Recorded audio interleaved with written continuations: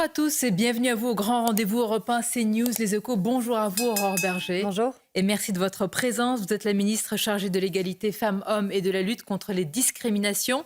C'est votre grand rendez-vous ce dimanche à l'heure où la menace terroriste est prégnante en France en cette période de célébration de Pâques et plus largement. Les coups de boutoir islamistes se multiplient à l'école. Une grande partie des professeurs a peur, comme l'a dit cette semaine sur notre antenne l'ancien inspecteur de l'éducation nationale Jean-Pierre Aubin.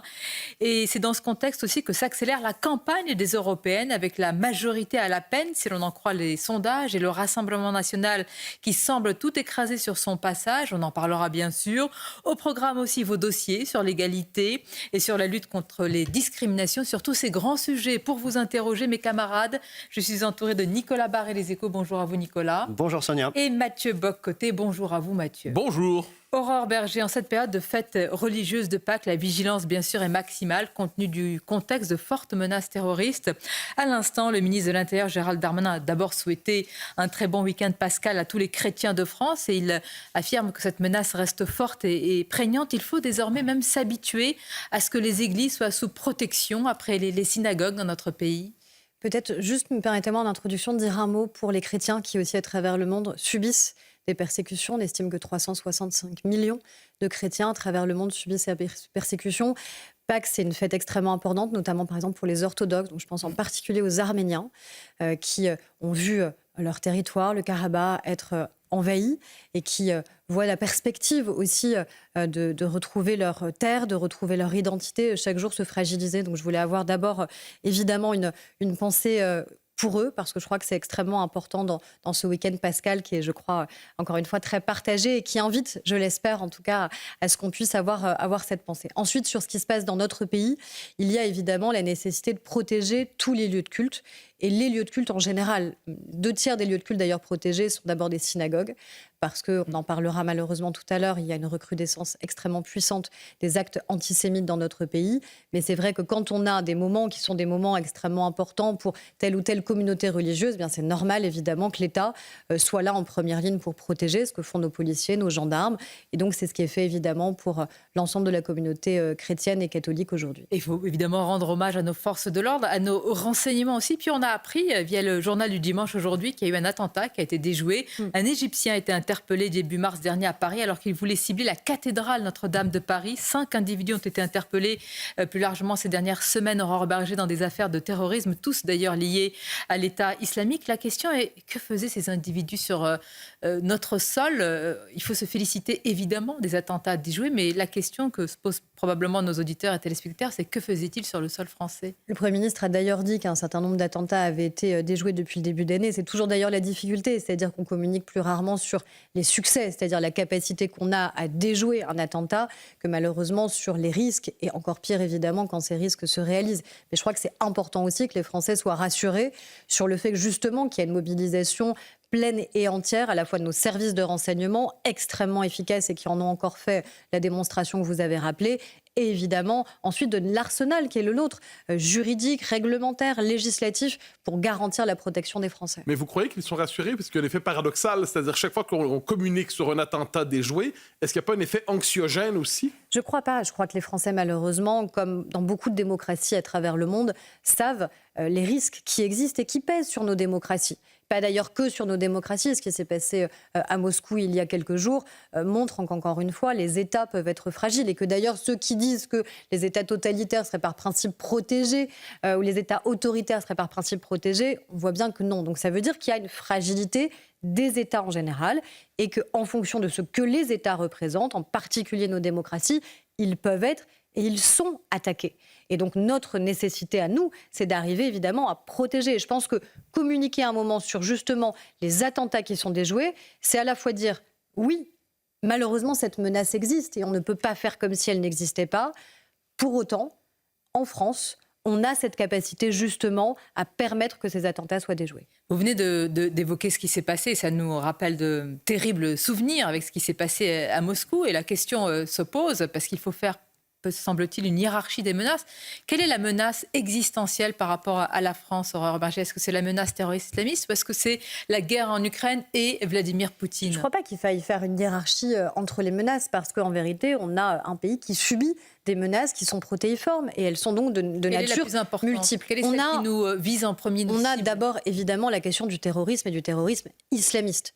Ça, je crois que personne ne peut fermer les yeux sur cette réalité. On préférerait tous qu'elle n'existe pas, mais c'est une réalité, malheureusement, à laquelle, encore une fois, toutes les démocraties aujourd'hui sont confrontées. Ce qui s'est passé le 7 octobre dernier en Israël, c'est ça, c'est le terrorisme islamiste qui frappe une démocratie et qui frappe des civils. Et c'est évidemment la même chose à chaque tentative, évidemment, d'attentat. Et puis la question aussi de l'entrisme que certains essayent de déployer, de l'idéologie islamiste. Et ça, je crois aussi que là-dessus, il faut être absolument implacable. Je pense qu'on y reviendra notamment.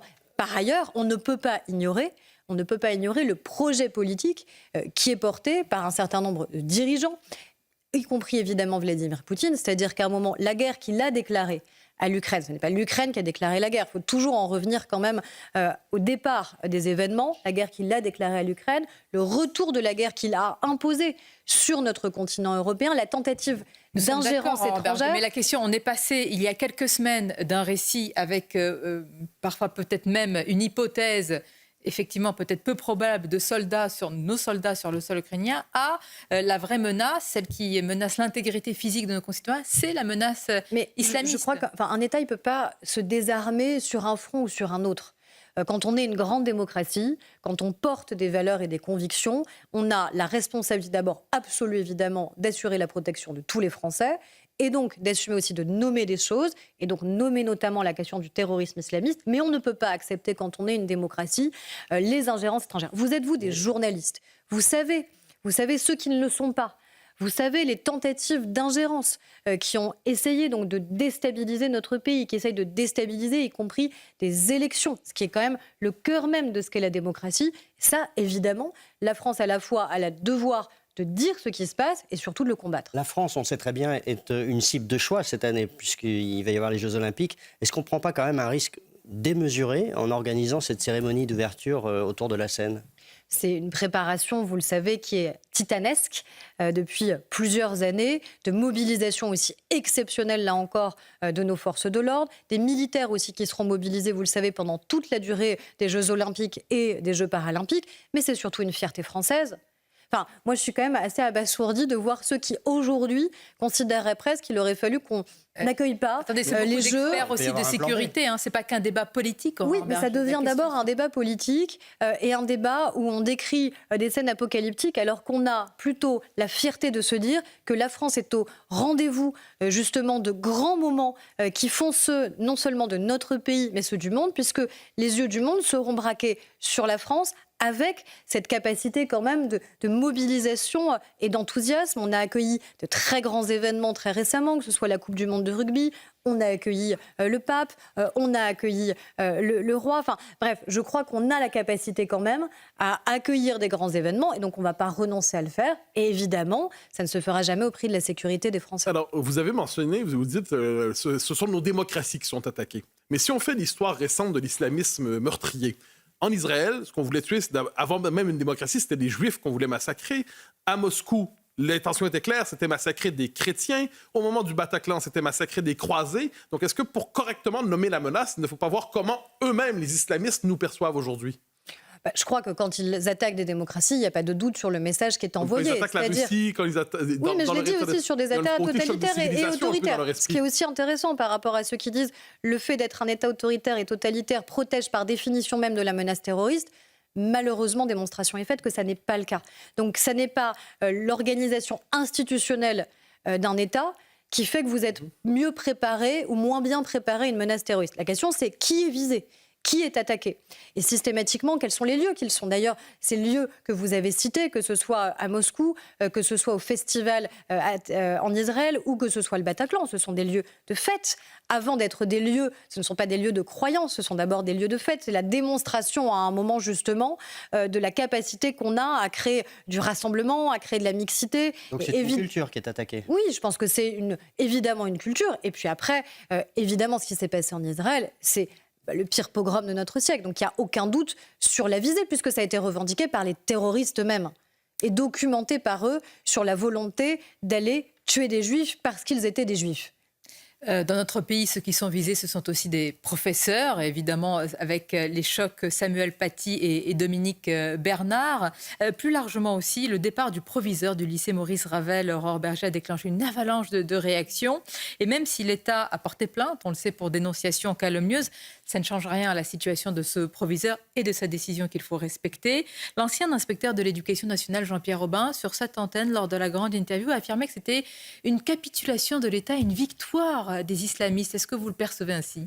Ce qui est certain, c'est que quand un enseignant est menacé, c'est insupportable et c'est une défaite pour tous, si ce n'est encore une fois pour ceux qui ont mis une cible dans son dos. Et ceux qui ont mis une cible dans son dos, ils sont de plusieurs natures. C'est à la fois l'élève qui vraisemblablement a menti sur la situation, c'est ensuite ceux qui l'ont menacé, et puis c'est ensuite notamment une députée LFI qui a cru bon relayer et qui, à l'heure où je parle ce matin, n'a toujours pas retiré son tweet. Vous parlez de Madame Danielle Simonet. Oui, elle n'a toujours pas retiré son tweet. Donc ça veut dire qu'elle continue quand même à accréditer une thèse dont on sait aujourd'hui qu'elle est fausse et qui a conduit à la demande de retrait du proviseur. Moi, ce que j'espère, parce qu'aujourd'hui, il a fait une demande de retrait. Il n'a pas dit « je démissionne ». Et ce n'est pas juste un petit choix sémantique, c'est très important. J'espère que la mobilisation qu'il voit, la mobilisation qui est celle de l'État, la mobilisation qui est celle du gouvernement, fera qu'il se sentira suffisamment en sécurité. Est-ce qu'il n'a pas vu trop tard, a posteriori ? Vous parlez de choix sémantique. Le rectorat a fait un choix sémantique plus que douteux. Moi, ce que je sais, c'est... Quand il parle de convenance personnelle. Non, mais il n'y a aucune convenance personnelle. Ce n'est pas une convenance personnelle quand on est menacé et qu'on a peur pour sa vie, alors que dans notre pays, une école a déjà été attaquée, c'était aux Oratora, c'était à Toulouse, alors que 2 enseignants ont été assassinés, que ce soit Dominique Bernard ou Samuel Paty. Donc il n'y a pas de convenance personnelle quand on a peur, tout simplement parce que malheureusement, le pire s'est déjà produit. Donc ça, je crois qu'il faut être très clair.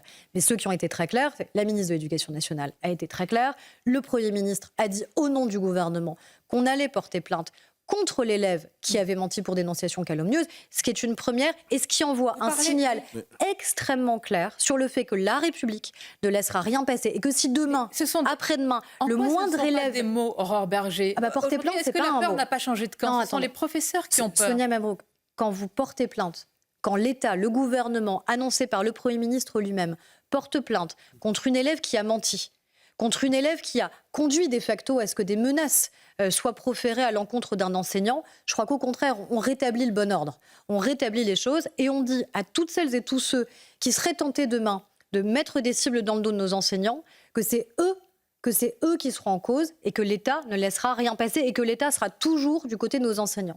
Et vous savez, ce qui est extrêmement important, c'est, au-delà évidemment que nos enseignants se sentent en sécurité, c'est qu'ils se sentent en liberté pédagogique, en liberté d'enseigner. Est-ce qu'on peut aujourd'hui enseigner toutes les matières ? Est-ce qu'on peut aujourd'hui enseigner dans les classes françaises, à l'école française, toutes les étapes de l'histoire de France ou du monde ? Mais on peut et on doit. Non, c'est ce qu'on doit. Le rapport Aubin C'est ce qu'on doit à l'ensemble. C'est ce qu'on doit à l'ensemble de nos enfants, à l'ensemble des élèves. C'est qu'à un moment, on n'ait pas des pages, notamment de cours d'histoire, par exemple, qui soient occultées.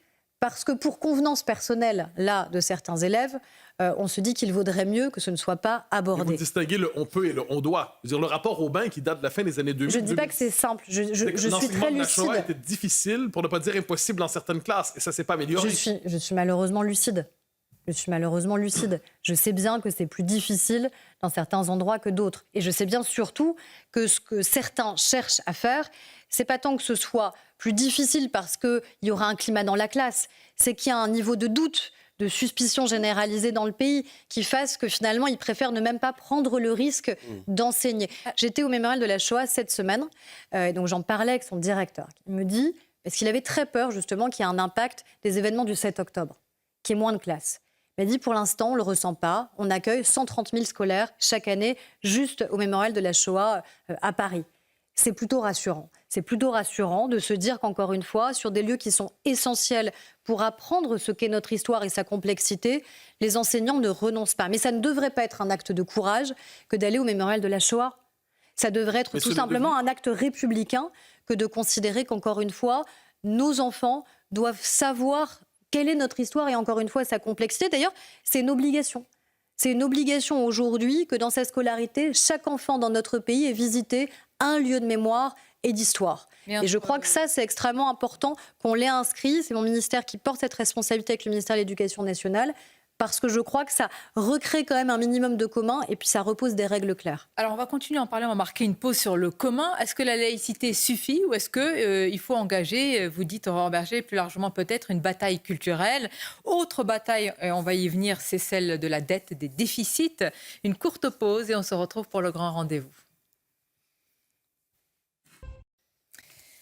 La suite du grand rendez-vous avec notre invité ce dimanche, la ministre en charge de l'égalité femmes-hommes et de la lutte contre les discriminations, Aurore Bergé. On poursuit toujours sur la question de l'école, malheureusement, je vais dire au cœur de l'actualité, avec aussi tout un continuum de menaces ces derniers temps. Est-ce que la bataille n'est pas aussi avant tout culturelle? Ne s'agit-il pas aussi de faire tout simplement, j'allais dire, aimer la France? Je crois que c'est avant tout une bataille culturelle, c'est certain, mais ça ne fait pas que depuis quelques jours ou quelques semaines qu'on parle de cette nécessité d'avoir une bataille culturelle qui est d'abord une bataille républicaine. Tout simplement, ça veut dire quoi la République française? Ça veut dire quoi les valeurs de la République dont on parle très régulièrement? Comment ensuite on les incarne? Ça veut dire quoi faire nation aussi dans notre pays? Parce que parfois c'est un peu désincarné, les valeurs. Qu'est-ce qu'on y met, je pense justement? en effet, comme disait un grand homme politique, on ne peut pas juste sauter sur sa chaise et dire les valeurs. Il y a une vraie question d'arriver à les incarner. Et donc c'est pour ça aussi, et c'est pas un hasard, que l'école est attaquée. Parce qu'au creuset de ces valeurs républicaines et de leur capacité de transmission, c'est d'abord évidemment l'école. C'est la famille et c'est l'école. Est-ce que le problème, c'est pas le fait que la laïcité à la française, aujourd'hui, est moins bien comprise, notamment par des jeunes générations qui considèrent que, par exemple, interdire le port de l'abaya, c'est une atteinte à la liberté, qui pensent à l'anglo-saxonne au lieu d'avoir ces références, disons, classiques françaises. C'est vrai que c'est difficile. C'est un combat qui est difficile parce qu'on sait bien que nos principes laïques sont sans doute minoritaires à travers le monde, c'est-à-dire la manière avec laquelle on conçoit ce qu'est la laïcité comme étant d'abord une loi de liberté. Ça n'a jamais été une loi d'oppression, la loi sur la laïcité. C'est au contraire une loi de liberté. C'est que quand vous avez des élèves en face de vous, vous n'avez pas à savoir quelles sont leurs opinions, toutes leurs opinions, que ce soit des opinions politiques ou des opinions religieuses. Vous ne voyez que des élèves en face de vous, vous ne voyez que des citoyens en face de vous. C'est ça notre principe de laïcité. On le voit bien sur les attaques aussi répétées dans le monde du sport, où on en vient à inverser les principes. On dit « Ah, vous interdiriez à des jeunes femmes de jouer parce que vous leur interdiriez de jouer en portant le voile ». Non, on n'interdit à personne dans notre pays de pratiquer un sport. Au contraire, tout le monde est le bienvenu sur un terrain de sport et tout le monde doit être mis à égalité. Et personne, justement, n'a à revendiquer, à afficher d'abord une opinion religieuse. Cette bataille au nom de la prétendue ou du prétendu procès en islamophobie, est-ce qu'on n'a pas perdu cette bataille-là aujourd'hui? C'est sûr qu'encore une fois, c'est facile de mettre une cible dans le dos à des hommes et des femmes politiques, à des responsables associatifs, à des enseignants, à des philosophes, à celles et ceux qui défendent ces principes-là, qui, encore une fois, ne sont pas et n'ont jamais été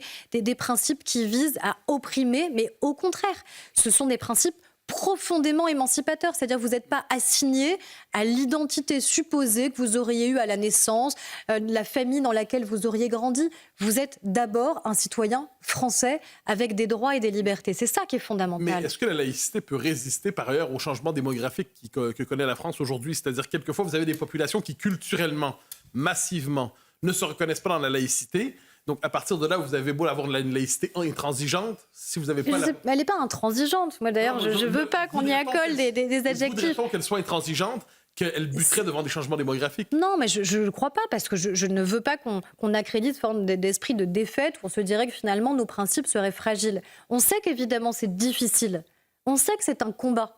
Mais c'est un combat qu'on doit impérativement mener. Et vous savez, c'est aussi un combat qui permet de différencier les hommes et les femmes politiques, ceux qui ont le courage ou pas de porter cette exigence républicaine et laïque. Les partis qui portent cette exigence et ceux qui ne la portent pas. Quels sont-ils? Parce que justement, c'est plus facile de flatter tel ou tel électorat. Est-ce que par exemple le Rassemblement national, on y reviendra tout à l'heure, est avec vous dans cette bataille-là? Vous savez, le problème, c'est que des deux côtés de l'échiquier, deux extrêmes. Il y a à la fois, d'un côté, ceux qui ont complètement basculé à l'extrême gauche et qui ont complètement et radicalement changé d'avis.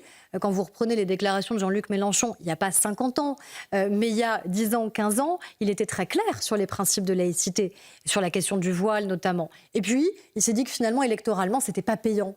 C'était pas payant. Et donc, il a voulu accréditer l'idée... Parce qu'il a choisi un autre type d'électorat, chacun fait des choix. Et, clairement, lui, on le voit bien, la manière avec laquelle il fait campagne, notamment au moment des européennes, sur la question de Gaza, sur cette volonté systématique de venir culpabiliser. Enfin, bref, cette montée aussi de l'antisémitisme. Il faut comprendre, si je comprends bien votre logique, il y a un électorat qui est réceptif à ce discours anti-laïque. Bien sûr. Gaza, tout ça. Ou que Jean-Luc Mélenchon pense réceptif pour pas. En tout cas, il espère qu'un certain nombre de Français soient réceptifs et il espère qu'en tout cas, électoralement, ce sera payant. Donc il a fait un choix électoral. Et puis de l'autre côté, je pense que l'extrême droite participe justement à faire monter ce sentiment, notamment parmi les plus jeunes, que la laïcité serait un principe d'oppression.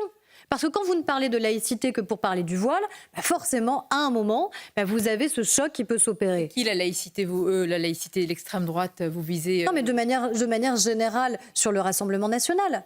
De manière générale. Et donc, d'un côté comme de l'autre, on affaiblit ce que veut dire la laïcité. Encore une fois, c'est un principe de liberté. Ça n'est pas une volonté d'asservir, ça n'est pas une volonté de hiérarchiser, comme parfois l'extrême droite souhaite le faire, et ça n'est pas, évidemment, un principe d'oppression, comme le prétend aujourd'hui l'extrême gauche. Alors, vous avez dit que la laïcité, par exemple, ne doit pas parler spécifiquement du voile, mais vous avez vous-même parlé de l'islamisme et pas d'autres problèmes particuliers qui menacent la laïcité en France aujourd'hui. On a parlé, parce que vous m'avez interpellé dès le début de ce plateau, sur malheureusement des menaces qui peuvent exister. Donc il faut être lucide sur quelles sont ces menaces. Et donc évidemment, je ne peux pas venir sur votre plateau et vous dire écoutez, tout va bien, il n'y a aucune atteinte à la laïcité dans notre pays et ne pas voir d'où viennent d'abord ces atteintes à la laïcité. Et ces atteintes à la laïcité, elles viennent d'abord en effet d'une idéologie islamiste dans notre pays, pas de l'islam, mais d'une idéologie islamiste, ce qui n'est évidemment pas la même chose. Mais de ce point de vue, votre discours est même que celui de Marine Le Pen. Non, je ne crois pas. Je ne crois pas parce que la différence essentielle, à mon avis, avec l'extrême droite sur ce sujet, il y en a bien d'autres par ailleurs, c'est que justement, elle n'a utilisé ce principe de laïcité que très tardivement dans sa vie politique. Elle s'est très peu exprimée sur ces questions-là avant. Elle y a vu, là aussi, à un moment, un refuge électoral. Clair sur la lutte contre l'islamisme ? Non, c'est pas ce que je dis. Je parle sur la question de la laïcité. Elle s'en est emparée très tardivement et elle ne s'en empare, encore une fois, que dans une volonté de cibler telle ou telle catégorie de Français. Je crois que c'est pas la bonne solution. Vous êtes en train de dire qu'elle veut stigmatiser les Français musulmans, en fait, c'est ça ? Oui, je crois que ça peut arriver quand même. Et qu'il faut être lucide par rapport à ça. Encore une fois, si on veut que ce principe soit un principe qui rassemble le maximum de Français, si on veut que ce principe tienne bon, là où on sait qu'encore une fois, il peut être fragile, parce que d'autres démocraties d'ailleurs n'ont pas fait ces choix-là, et qu'on voit bien qu'on a du mal parfois à expliquer ce que veut dire la laïcité, comme vous dites, à la française, ça veut dire qu'il faut être clair, c'est un principe de liberté absolue, ça n'est pas un principe qui vient opprimer, et ça n'est pas un principe qui viendrait stigmatiser telle ou telle catégorie de Français. L'islamisme de l'islam, vous ne la croyez pas ? Je n'ai pas dit que je ne la croyais pas, mais je n'ai pas à croire ou pas croire. Ce n'est pas une question de croyance. La vie politique, c'est une question de combat. Lorsqu'elle dit l'islamisme et pas l'islam, elle le dit il faut le dire comme ça, oui, c'est certain. Donc vous êtes d'accord avec elle sur ça ? Oui, quand elle dit qu'il pleut, il pleut. Enfin, vous voyez, je n'ai pas à choisir ou pas, mais ce n'est pas une question de croyance. C'est un moment, quels sont les combats que vous portez et qui vous constituent tout au long d'une vie politique. Et de facto, encore une fois, extrême gauche et extrême droite, par des registres différents, par des volontés électorales ou électoralistes différentes, affaiblissent, à mon sens, le principe qui est un principe de laïcité et qui est un principe fondamental aujourd'hui dans notre démocratie et qui est malheureusement un principe fragile. On va marquer une pause, Aurore Berger. On va parler d'une toute autre menace, mais réelle. Et d'ailleurs, il en va de notre souveraineté. Et c'est un sujet de préoccupation pour de nombreux Français. La dette, les déficits. A-t-on perdu notre souveraineté ? Et quel choix, sachant que les Français ne veulent pas payer ? Et ils l'ont dit très clairement dans différents sondages. Une courte pause et on se retrouve. La suite du grand rendez-vous en direct, bien sûr, sur CNews et Europe 1 avec notre invité, la ministre Aurore Bergé. Nous avons évoqué plusieurs sujets, la menace terroriste prégnante, l'attentat déjoué à Notre-Dame, une information du journal de dimanche. Et venons-en à un autre type, une autre menace, celle de perdre notre souveraineté financière. La France fait moins bien, Aurore Bergé, que de très nombreux pays en Europe et voit son déficit déraper gravement, 16 milliards d'euros de plus que prévu. Alors le gouvernement, tout au long de cette semaine, a expliqué cette situation par de moindres rentrées fiscales, la situation économique en Chine ou encore la situation géopolitique. Mais rassurez-nous, les autres pays qui font mieux subissent la même situation géopolitique et connaissent la même situation économique en Chine. Que les phénomènes extérieurs soient les mêmes, oui. La différence, c'est une différence fondamentale sur le modèle social qui est le nôtre ou pas. C'est ça le véritable sujet et le véritable débat qu'on doit, à mon avis, à un moment avoir. C'est-à-dire qu'on a fait des choix. Et on a fait des choix qui ont été payants, 2017, 2018, 2019, de rétablissement des comptes publics. C'est d'ailleurs la seule fois depuis 15 ans on a réussi à repasser sous la barre des 3% de déficit. Le Premier ministre l'a beaucoup rappelé. Oui, mais c'est des faits. C'est des faits, crise Covid et choix qui a été fait. Tous les pays n'ont pas fait ça. Non, moi je crois pas. Et puis on peut pas. Enfin, vous voyez, on nous interroge le matin en disant vous en faites pas assez pour les Français les plus vulnérables, les plus précaires, pour lutter contre l'inflation. Il faudrait maintenir à 100% le bouclier tarifaire, le bouclier énergétique et ainsi de suite. Et dans la même journée, on nous dit attention, les déficits et la dette augmentent. Donc à un moment, il faut qu'on assume de se dire ok, vis-à-vis des Français qui sont les plus vulnérables et les plus fragiles, on a un modèle social qui est exceptionnel en termes de protection, évite la pauvreté à 5 millions de Français. Hors parenthèse Covid, la situation aurait été aussi, peut-être pas aussi mauvaise, mais aussi dégradée. Beaucoup d'économistes ont fait ce calcul-là. Qu'est-ce que vous répondez à ça ? Déjà, je ne suis pas certaine, parce que je crois qu'on a fait un choix très structurant pendant le Covid, qui était d'éviter d'abord la montée très nette et très forte du chômage dans notre pays et la perte aussi des compétences. Parce qu'il y avait aussi ce point-là, c'est-à-dire non seulement protéger les Français, mais aussi sur des entreprises qui étaient à l'arrêt, le risque de perte de compétences de ceux qui avaient été formés pendant des années. C'est aussi ça qui a permis, je crois, la réindustrialisation de notre pays, la création nette d'emplois dans notre pays, la création nette d'entreprises dans notre pays, les investissements internationaux qui sont quand même massivement revenus. Non, je dis pas ça. Je dis pas ça. Je dis pas ça et je dis pas que la question de la dette et la question des déficits n'est pas une question fondamentale. C'est une question qui est difficile, c'est une question qui fait rarement le cœur d'une campagne présidentielle. Si on est honnête et lucide, on est rarement d'abord interpellé sur cette question-là. Ceux d'ailleurs qui en général en ont fait des points majeurs de leur programme n'ont pas été ceux vers lesquels les Français sont spontanément les plus allés. Donc il y a un enjeu à la fois de responsabilité évidente vis-à-vis de la dette et du déficit. C'est pas jouer les rabat-joie que de dire qu'à un moment, il faut évidemment réduire notre dette, réduire notre déficit. C'est les 10 milliards d'euros d'ailleurs d'économies qu'on fait dès cette année. Et qui est ministre de l'économie depuis 7 ans? Qui est au pouvoir pour arriver à cette... Je veux dire, à un moment, qui porte la responsabilité de cette situation? Non, mais il y a une responsabilité qui est partagée. Moi, je pense qu'il faut être... Entre qui, nous Non, mais les Français? Il faut être lucide sur à la fois des phénomènes exogènes qui font qu'à un moment, il y a un impact. Il y a un impact ou pas. Et surtout, il y a un impact au regard de ce que vous décidez, des choix que vous faites. On aurait pu faire d'autres choix, encore une fois, pendant le Covid ou pendant la crise énergétique. Mais moi, ce que je vois, c'est que ceux qui, aujourd'hui, politiquement, je parle de journalistes, mais ceux qui, politiquement, au cœur de l'Assemblée nationale et du Sénat, nous reprochent, soi-disant, le manque de responsabilité, sont ceux qui, dans le même temps, ne nous demandent que des dépenses supplémentaires. Des dépenses supplémentaires. Justement, dans les choix que vous faites, vous dites qu'il faut faire des économies, etc. Et puis, dans le même temps, on apprend, par exemple, que l'an dernier, vous avez augmenté les effectifs d'emploi public. Donc, c'est complètement paradoxal. Mais il y a des effectifs qui sont légitimes à augmenter. Il faut réduire les effectifs. Vous ne pouvez pas passer la moitié du plateau à m'interroger sur la menace terroriste, la nécessité de protéger les Français, et me dire dans le même temps, écoutez, c'est pas grave, surtout vous n'augmentez pas les effectifs de la police et de la gendarmerie. Là, vous allez me dire, non, je parle pas de la police, gendarmerie, j'en parle pas. D'accord. Alors parlons de l'école. Vous dites qu'il faut rénover l'école. Mais du coup, on le fait comment? On le fait en augmentant le nombre des effectifs de nos enseignants et en augmentant leur rémunération. Là, vous allez me dire, OK, on va mettre de côté l'école. Et ainsi de suite. Il n'y a pas d'abus bureaucratique. Vous voyez bien que vous aussi, quand on regarde ensuite ligne par ligne, c'est un petit peu plus difficile. Parce que vous-même, vous me dites, il faut baisser le nombre d'emplois publics dans notre pays, mais vous me dites vous-même, OK, police, gendarmerie, on met de côté, école, on met de côté, Bruno Le Maire. et ainsi de suite. Bruno Le Maire dit... Il y a des économies. Bien sûr que si. Et ces économies, on les a réalisées. On les a réalisées, Nicolas Barré, dès 2017, ces économies. On a réduit l'emploi public partout où c'était possible. On a demandé des efforts à nos ministères partout où c'était possible. Dans le même temps que nous disent les Français, on veut des fonctionnaires sur le terrain. On veut clairement savoir ce que fait l'État dans les territoires. On veut avoir des gens derrière des guichets qui nous accueillent. Je vais vous citer Bruno Le Maire. C'est ça qui nous est demandé aussi. Bruno Le Maire dit qu'il faut passer de l'État-providence à l'État-protecteur. Donc, de ce point de vue, vous donne raison. C'est pas seulement les 7 dernières années qui causent problème. C'est tout un modèle social sur plusieurs décennies qu'il remet en question dans cette formule. Est-ce que le modèle social français est à bout de souffle? Non, mais il y a un choix structurant qui a été fait dans notre pays, qui est de faire reposer notre modèle social sur le travail. C'est comme ça qu'on finance notre modèle social. Il est adossé à la question du travail. La question qu'on pose, c'est est-ce que les Français souhaitent qu'on garde ce modèle social qui est donc indexé au travail, à notre capacité de travail dans notre pays.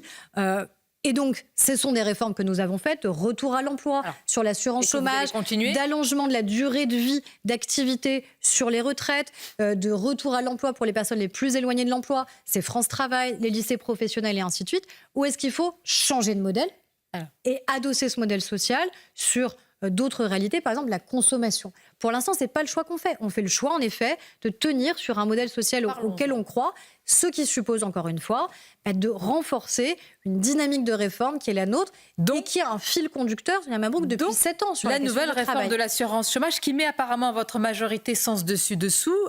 Alors, cette nouvelle réforme est annoncée comme étant, avec pour objectif, en tous les cas, d'inciter à l'emploi. Mais évidemment, elle va passer par une réduction de la durée d'indemnisation des chômeurs et une partie de la majorité. Pas forcément, d'ailleurs. Il y a plusieurs choix qui peuvent exister quand on parle de l'assurance chômage. On a déjà fait... encore tranché. Mais parce qu'il y a plusieurs hypothèses. Il y a plusieurs hypothèses qui existent. Concrètement, ça veut dire quoi l'assurance chômage? Déjà, il faut revenir à ce que c'est au départ.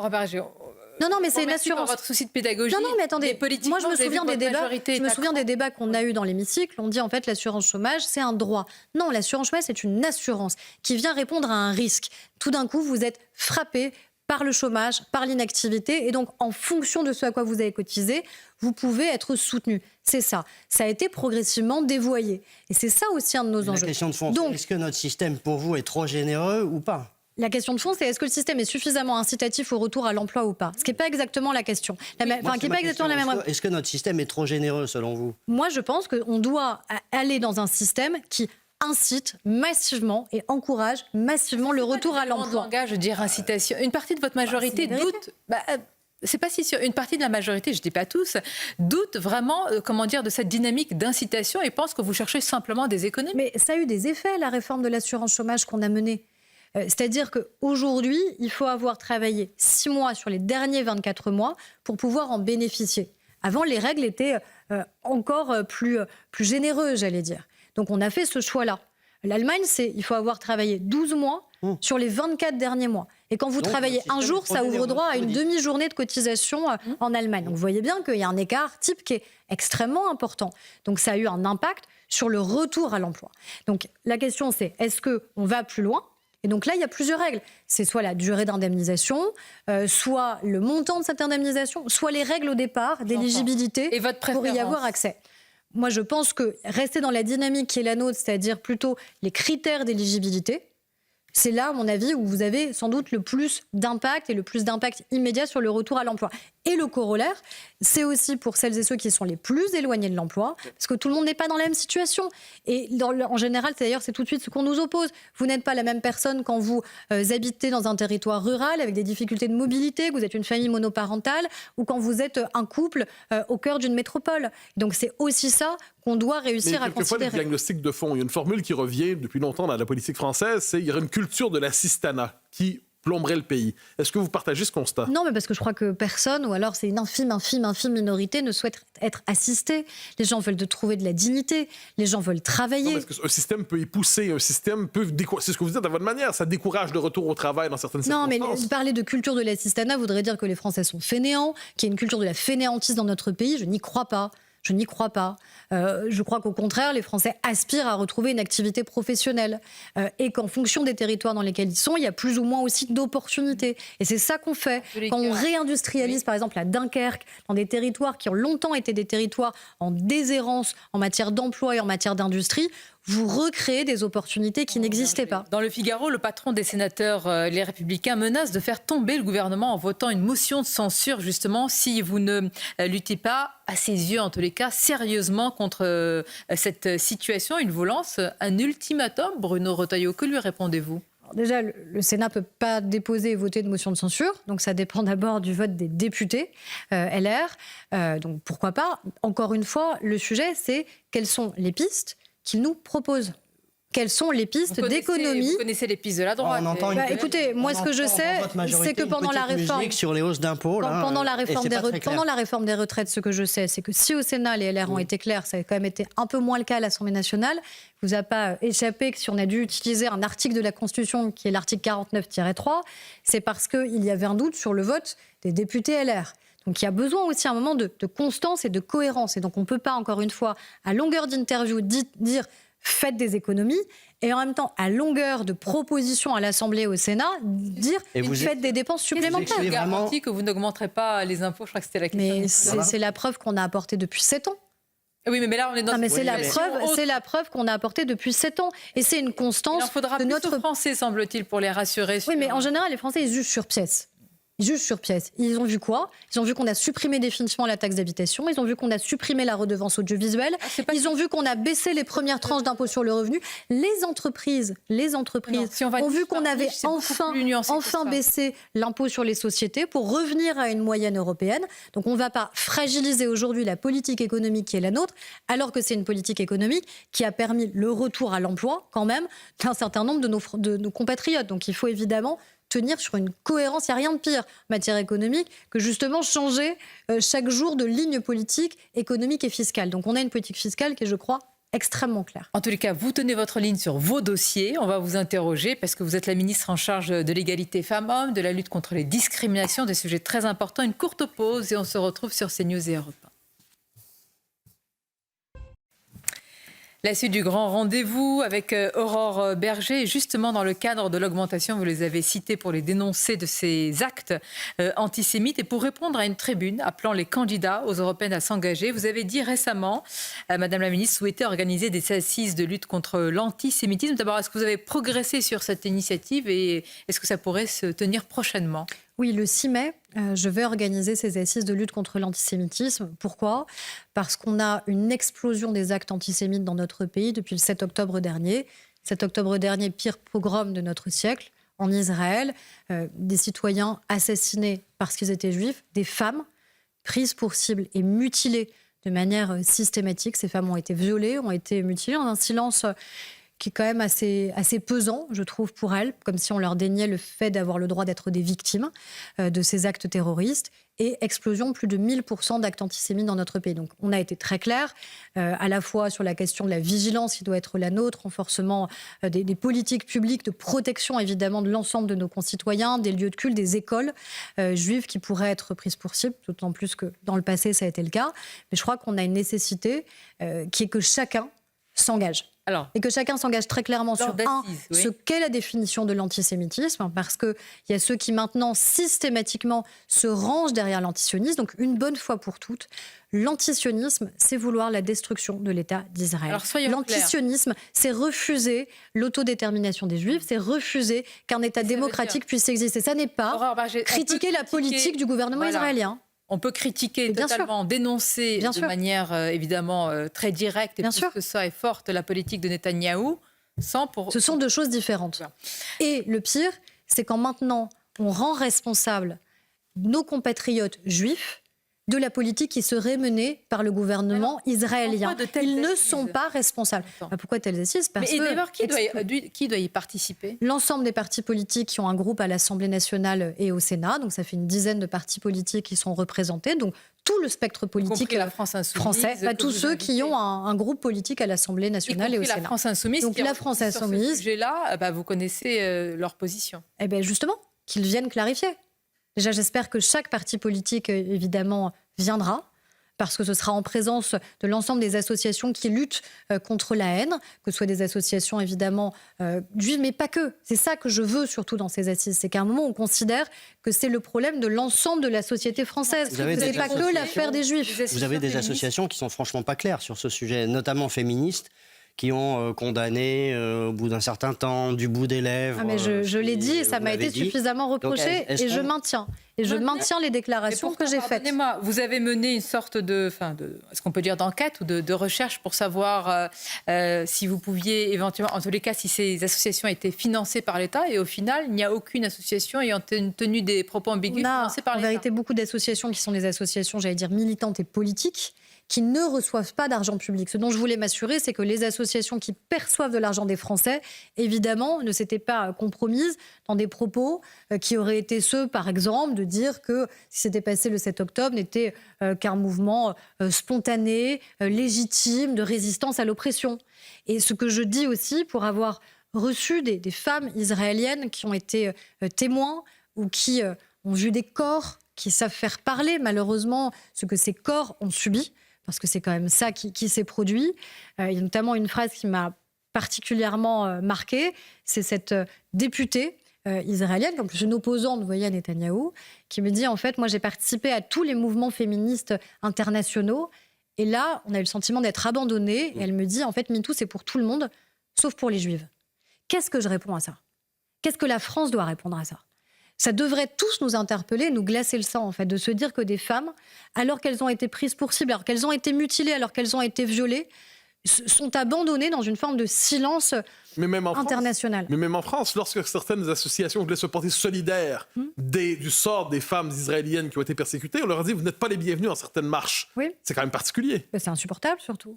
Encore une fois, quand Mais on est c'est pas féministe, nouveau. on l'est tous les jours C'est de une la prise de semaine. conscience tardive, On non choisit pas ses victimes. De la même manière que les victimes choisissent pas leur bourreau. C'est pas les victimes qui sont responsables quand même des viols qu'elles ont subis.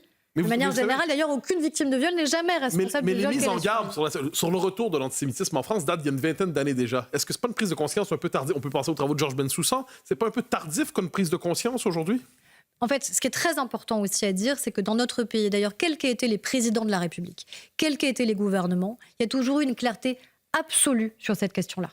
Une clarté absolue sur la lutte contre l'antisémitisme. Ça veut dire que l'État, au plus haut niveau, considère que la lutte contre l'antisémitisme, la lutte contre le racisme aussi, la lutte contre toutes les formes de haine, est l'affaire de l'État, est l'affaire des institutions.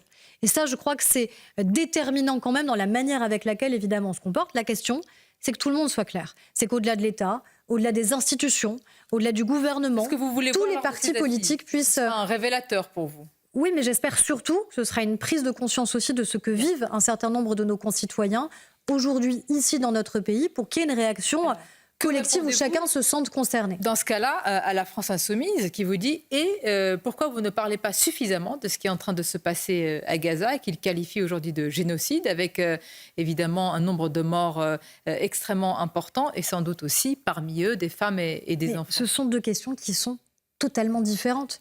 Et le problème, c'est ce qui lie ces deux situations. Enfin, encore une fois, nos compatriotes juifs ne sont pas responsables de la situation à Gaza. On a le droit de critiquer, et avec la plus grande défaite... D'abord le Hamas. D'abord le Hamas. Le point de départ, c'est le 7 octobre. Et le gouvernement israélien. Le point de départ, ce sont les attaques terroristes et l'assassinat de citoyens israéliens, pas que israéliens, 42 Français qui ont été assassinés. Le point de départ, c'est ça, et les otages qui sont toujours détenus. Et après, il y a la responsabilité aussi sur le gouvernement israélien et la réponse où nous, on a toujours dit à la fois qu'Israël avait le droit de se défendre, mais qu'Israël devait le faire dans le respect des règles internationales et du droit international et du droit humanitaire. Mais c'est pour ça que le président de la République a appelé un cessez-le-feu. Mais le point de départ de ce cessez-le-feu, on le sait bien, c'est d'abord la libération des otages. Et je crois qu'il ne faut jamais inverser quand même ce qui s'est produit et toujours partir du point de départ, c'est-à-dire le 7 octobre. On notera donc ces assises contre l'antisémitisme le 6 mai prochain. Autre question, il nous reste quelques minutes rapides et on passe vraiment à des sujets très très différents. Là, ça touche au sujet de lutte contre les discriminations. L'Assemblée nationale aura donc adopté ce jeudi 28 mars en première lecture une proposition de loi visant à sanctionner la discrimination capillaire, notamment au travail. Le texte vise notamment à empêcher des employeurs de contraindre leurs salariés à lisser leurs cheveux pour dissimuler leur coupe afro ou à cacher leurs tresses et dreadlocks. J'allais dire, eu égard à tout ce dont on vient de parler depuis le début de cette émission et sans faire aucune hiérarchie, est-ce que ce type de loi est de l'ordre de l'urgence aujourd'hui? Déjà, c'est une initiative parlementaire, c'est une proposition de loi qui émane des députés, donc c'est pas nous qui fixons l'ordre du jour que les députés souhaitent avoir. Après, encore une fois, l'idée n'est pas de faire une hiérarchie. Moi, ce que j'ai dit au nom du gouvernement, c'est que ces discriminations, elles sont déjà sanctionnées. Il y a 26 critères aujourd'hui, nous, dans la loi, de lutte contre toutes les formes de discrimination. Il faut être très lucide sur le fait que des discriminations continuent à exister, des discriminations à l'embauche, des discriminations dans l'accès au logement. Et je crois que notre première responsabilité, c'est d'abord de lutter contre toutes ces formes de discrimination si on veut justement que les mots République soient incarnés en actes. Donc c'est là, ça, c'est à une mon loi avis, de notre plus qui première sert à rien. responsabilité. Ça a servi.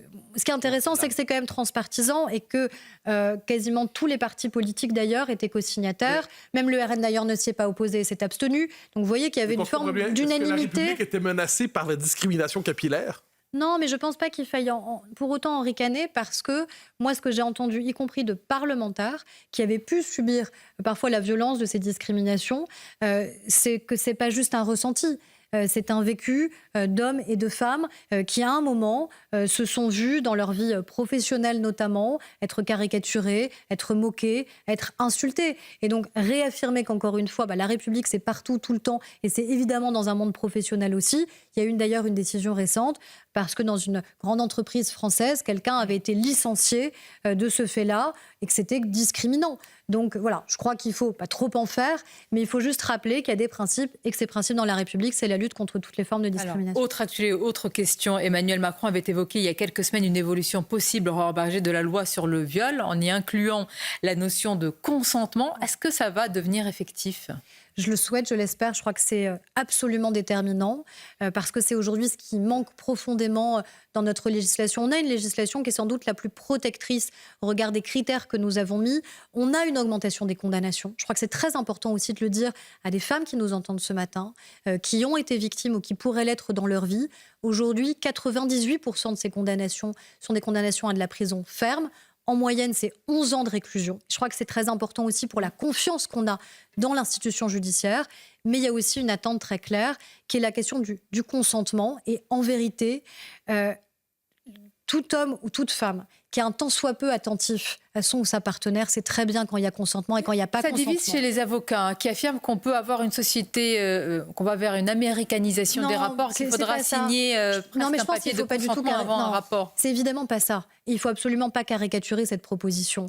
C'est juste de dire que pendant très longtemps, je crois qu'on a imaginé que le viol, c'était ce qui se passait dans une ruelle sombre, dans un parking dégueulasse, avec quelqu'un qu'on ne connaissait pas. Ça peut arriver, et malheureusement, ça arrive encore. Mais la plupart des viols sont perpétrés par des hommes, parce que c'est très majoritairement des hommes, que nous connaissons. On a reconnu le viol conjugal, l'entourage professionnel, notamment l'entourage professionnel, l'entourage amical. 57% des femmes qui sont violées sont des mineurs. Donc ça veut dire que c'est aussi cette perception qui doit changer. Le viol déjà, ça nous concerne tous, et pas que toutes, ça nous concerne tous. C'est malheureusement un phénomène de société alarmant. Et encore une fois, le viol, c'est d'abord dans l'intimité. Et donc forcément, la question du consentement, elle se pose. Parce que si vous êtes agressé violemment dans la rue, il n'y a pas de doute. Il n'y a pas de doute sur la menace, sur la surprise, sur la violence, évidemment, de l'acte. Mais quand c'est un proche, et je veux plus qu'on puisse entendre, elle ne s'est pas débattue, elle n'a pas dit non, elle n'a pas crié.